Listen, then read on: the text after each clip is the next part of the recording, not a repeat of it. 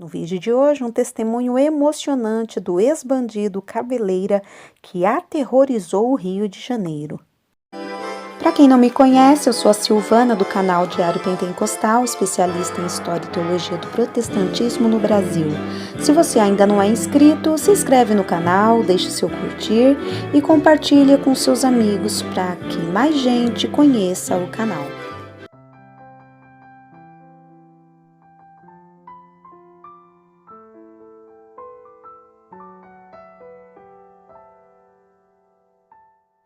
Os sábados serão dedicados a testemunhos de milagres e salvação operados por Deus. O conteúdo do vídeo de hoje foi retirado do jornal Mensageiro da Paz, edição de janeiro de 1987. O Cabeleira, primeiros furtos, assaltos e prisões, quase matou o irmão no Vale da Sombra da Morte e a emboscada fatal.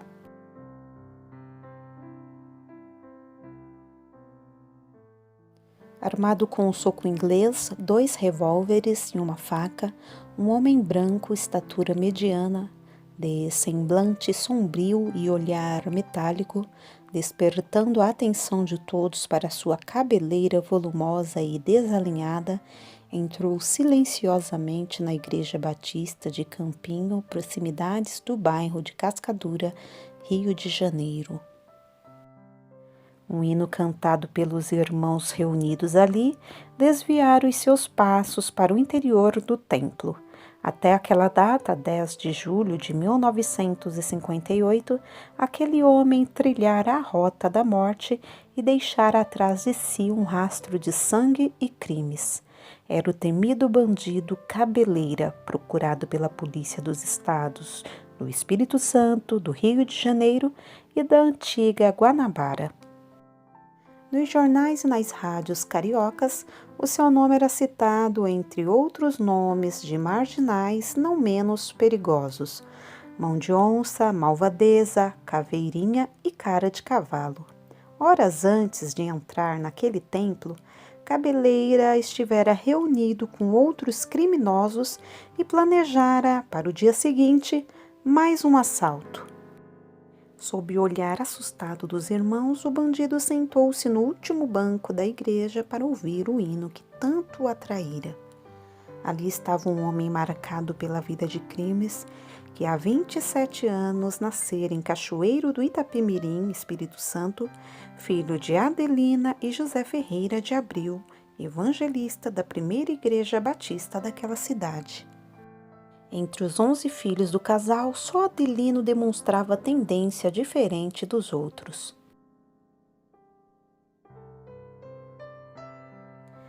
Primeiros furtos. Começando a furtar dinheiro e pequenos objetos dentro de casa, o pequeno Adelino, já aos 7 anos de idade, preocupava seus pais que o repreendiam, aconselhavam ou o castigavam fisicamente. Na escola, seu comportamento piorava ano após ano.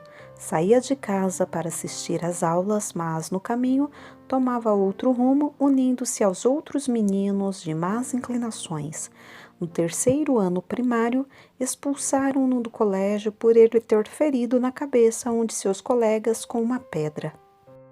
Aos 11 anos, passou a chefiar uma quadrilha de meninos e, com aquela idade, arrombou uma residência, ele e mais 3 outros garotos.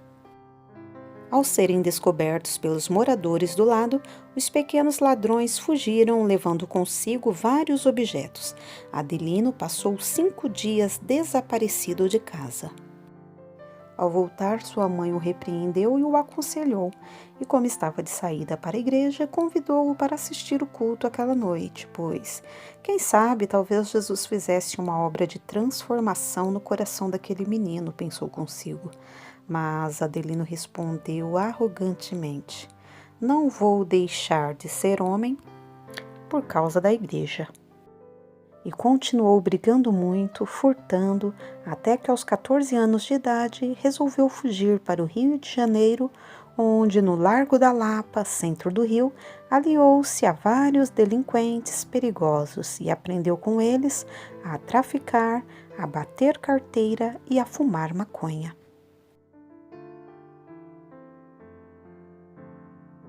assaltos e prisões.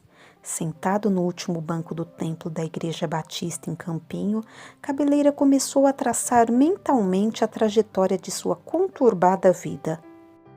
O hino terminara e o pastor preparava-se para pregar. O pensamento de Adelino recuou no tempo e ele viu-se fugindo do Largo da Lapa para o Morro do Salgueiro e de lá fugindo para São João do Meriti, Rio de Janeiro, após brigar e ferir gravemente um marginal. Naquele município fluminense, ele assaltou 3 banqueiros do jogo de bicho e fugiu para Niterói, Rio de Janeiro, onde foi preso pela primeira vez. Recordando-se dos 15 diferentes presídios onde estivera encarcerado até aquela data, Cabeleira relembrou mentalmente o semblante dos seus companheiros de cadeia e de crimes. Convivera com os piores marginais daquela época. Viu muitos deles tombarem mortos a tiros pela polícia. Ele mesmo era um dos que já deveria estar morto há muito tempo. Tantas tinham sido as vezes em que a polícia o procurara vivo ou morto. Quase matou o irmão. Na época em que seu pai faleceu, sua mãe veio morar no Rio de Janeiro. Quantas tristezas, quantas amarguras já não lhe causara. A única coisa que ela podia fazer por ele era orar, chorar e, quando o encontrava, aconselhá-lo a aceitar Jesus como Salvador. Certa vez ele resolveu ir visitá-la. Ao vê-lo, ela o aconselhou a se entregar à polícia, pois os policiais andavam vigiando a casa por saberem que ali moravam os parentes do perigoso bandido. Adelino respondeu: "Que entregar-me à polícia nada, mamãe. Eles vão me matar lá dentro. Meu filho, se você fosse um crente, ninguém estaria procurando destruir você. Mamãe, por favor, não me fale em crentes." A essas alturas da conversa, seu irmão mais velho, que era diácono, falou autoritariamente do quarto onde estava, exigindo que Adelino falasse mais baixo com sua mãe. Isso enfureceu o Cabeleira e ele gritou: "Mamãe, se o José chegar aqui na cozinha, eu o mato dentro de casa. Fale para ele ficar lá no quarto, pois se ele chegar até aqui, eu o mato." Porém, seu irmão resolveu se aproximar para acalmá-lo, mas este, empunhando uma barra de ferro, feriu-o violentamente, prostrando-o no chão sob o pânico e as inúteis tentativas de apaziguamento de sua mãe. Deixando o irmão gravemente ferido, Cabeleira fugiu. Pouco tempo depois, em Madureira, bairro do Rio de Janeiro, vários policiais o reconheceram e deram-lhe voz de prisão. Mas ele rompeu o cerco à bala e saiu trocando tiros com os policiais e correndo na direção de Oswaldo Cruz. Encontrando uma casa com a porta aberta, Cabeleira entrou correndo e se escondeu na cozinha, mas os policiais cercaram a casa e conseguiram prendê-lo. Apanhou muito, foi conduzido à penitenciária, todavia, tempos depois, conseguiu fugir.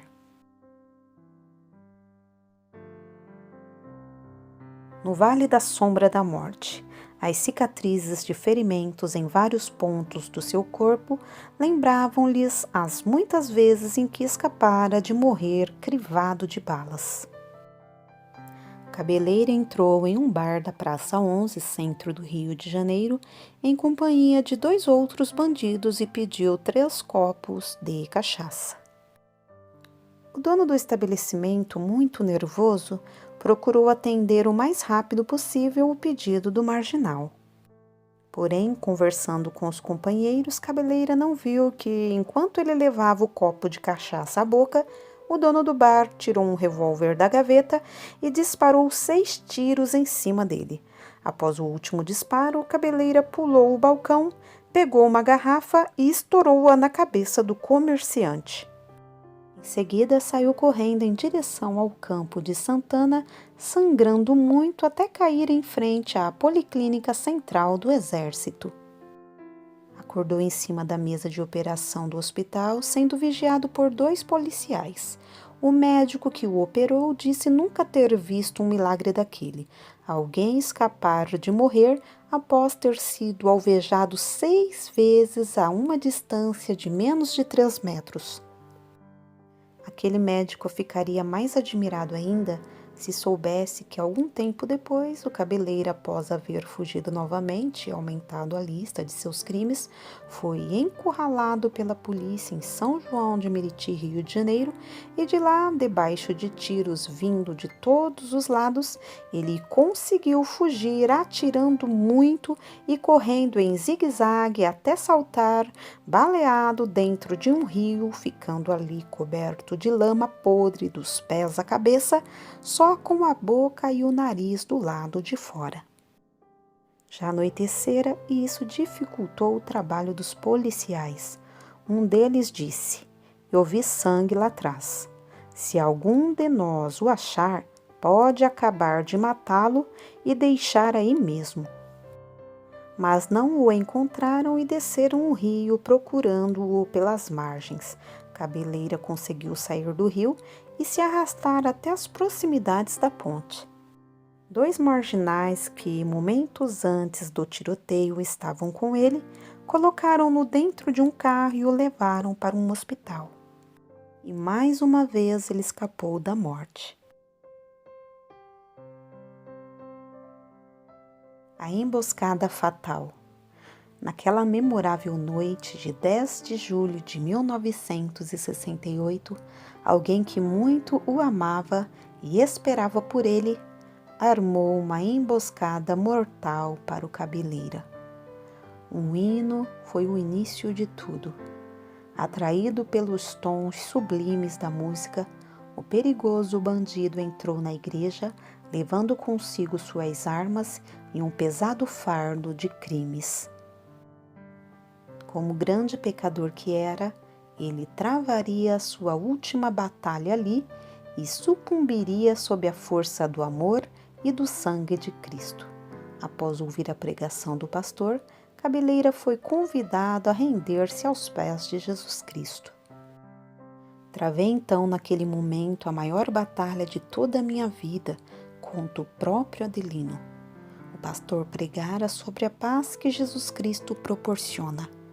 Não haveria coisa de que eu mais necessitava naquele momento a não ser de perdão e paz. Porém, durante a pregação, eu me levantei 3 vezes para sair, mas não consegui. Era como se o próprio Jesus estivesse ali, desafiando-me com o seu amor, com o seu perdão e a sua paz, as 3 coisas de que eu mais necessitava, mas que nunca conhecera em toda a minha vida. Comecei a suar frio. Quando o pastor fez o apelo, eu relutei durante 15 minutos tentando levantar o braço, mas não conseguia. Até que finalmente levantei-me do banco, ergui os 2 braços e comecei a chorar. Olhei-me diante do púlpito, a igreja orou por mim e quando levantei-me dali, senti-me leve e feliz como uma criança. Jesus perdoara os meus pecados. Após cumprir algum tempo de prisão, o irmão Adelino conseguiu liberdade condicional. Hoje, quase 28 anos depois, o pastor Adelino Ferreira de Abreu já percorreu quase todos os estados brasileiros, dando seu testemunho em praças públicas, igrejas e presídios. Como resultado desse trabalho, mais de 30.000 pessoas aceitaram Jesus como Salvador, inclusive perigosos marginais.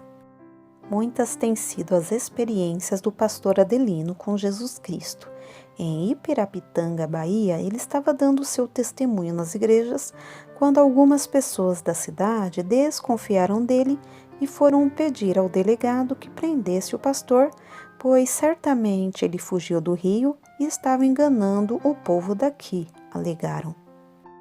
O delegado colocou o revólver na cintura, chamou 2 soldados e saiu para prender o ex-cabeleira. Mas quando chegou na igreja, o pastor Adelino estava pregando. O delegado ouviu todo o testemunho e muito se emocionou. No final, ao ser feito o apelo, 99 pessoas vieram à frente e entre elas estava o delegado. Hoje ele é evangelista daquela igreja. Cadeia não transforma ninguém. Fui preso 15 vezes, conheci 15 presídios diferentes, mas nenhum deles me transformou, porque só Jesus liberta do pecado e transforma o pecador, disse o pastor Adelino.